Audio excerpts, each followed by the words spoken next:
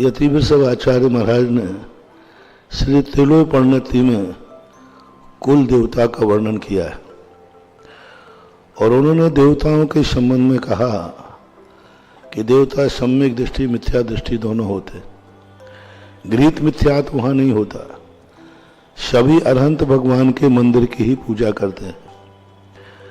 मिथ्या दृष्टि जो होता है वहां कुल देवता मान के पूजा करता है कि इस विमान में जन्म लेने वालों के लिए इन देवता की पूजा करना पड़ती है, अभिषेक करना पड़ता है, तो वो एक नियोग मान करके कर लेता है।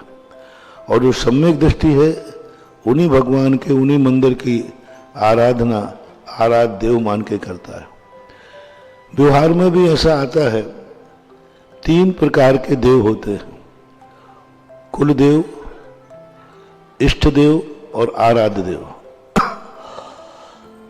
कुल गुरु, इष्ट गुरु, आराध्य गुरु। कुल देव वो कहलाते हैं जिन देवताओं की परंपरा से पूजा होती है। जैसे जैनियों के कुल देव यही जिनेन्द्र देव ही हैं, क्योंकि तुम्हारे पीढ़ी दर पीढ़ी से जिनेन्द्र देव की पूजा होती है। जब तुम ये मान के पूजा करते हो कि यह मंदिर, यह देवता हमारे पूर्वजों का है, हमारे पूर्वज यहाँ पूजा करते थे इसलिए हमें करना है, हमारे पूर्वज यहाँ श्रीफल चढ़ाते थे तो हमें चढ़ाना है, हमारे पूर्वज हमारे कार्यक्रम जब होते हैं तो पहला श्रीफल फलाने मंदिर में भेजते हैं, वो कुल देव कहलाते हैं। पूर्वजों को परंपरा को ध्यान में रख करके जब तुम पूछते हो तो यही अरहंत देव, भाई तुम मंदिर में क्यों जा रहे हो, उस मंदिर में क्यों जा रहे हो, बोले वो मंदिर हमारे पूर्वजों का है। क्योंकि हम मोती कटरा मंदिर में, आपके यहाँ शादी ब्याह है कोई, तो अब कोई कहे कि भाई मोती कटरा मंदिर क्यों जा रहे हो, तो बोले हमारे वो पूर्वजों का मंदिर है वो। तो अब जो तुम मंदिर गए हो वो कुल देव मान के गए हो, कुल परंपरा से। तो कुल देवता उसे कहते हैं जहाँ सांसारिक कार्यों में अनुमति लेने के लिए पूर्वजों के अनुसार वो लेता है, उसे कुल देव बोलते हैं।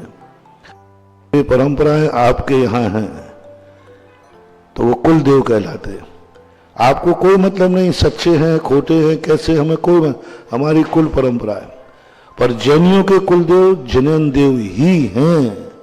आप लोग को हमारे कुल देवता भगल देवी गलन नहीं, तुम्हारा कोई कुल देवा नहीं, तुम्हारा कुल देव जिनेन्द्र देव ही है। अब इष्ट देव वो कहलाता है जिस इष्ट देव से जो तुम्हारी कॉलोनी में है, जिसके तुम नित्य प्रति दर्शन करते हो, तुम्हारा परिवार दर्शन करता है, तो वो कहलाता है इष्ट देव। आराध्य देव वो कहलाता है संपूर्ण देव, जितने भी जिनेन्द्र देव हैं, सभी जिनेन्द्र मंदिर हैं, सब हमारे वंदनीय हैं। आगरा के जैसे सारे मंदिर वंदनीय हैं, आपके लिए वंदनीय है कि नहीं, आराध्य है। अब कमला नगर के विश्व मंदिर है वो तुम्हारे इष्ट हैं, और मोती कटरा का जो मंदिर है वो कुल देव है। भगवान तीनों में एक ही मूर्ति बैठे हो, मान लीजिए एक ही भगवान बैठे, आदिनाथ आदिनाथ आदिनाथ। तो ये इष्ट देव, कुल देव और आराध्य देव तो ये कहलाते हैं। तो जब अपनी मानता हो तो ये तीनों के तीनों की आराधना ग्रस्त को तीनों जरूरी है। कुल देव के बिना आपके कुल की सिद्धि नहीं होगी, आपके कुल का व्यवहार किससे करोगे। तो आपको कुल देव भी मानना चाहिए। इष्ट देव आपको कोई ना कोई एक मंदिर को अपना या अपने परिवार के लिए चुनना पड़ेगा। आराध्य उसी अकेले को चुन लोगे, संसार के दूसरे मंदिर की उपेक्षा करोगे तो सम्यक दर्शन खत्म हो जाएगा। आराध्य देव को माने बिना सम्यक दर्शन नहीं रहेगा।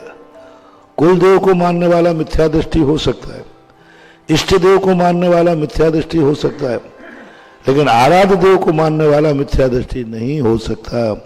इस प्रकार की परंपरा कायम है और होना चाहिए।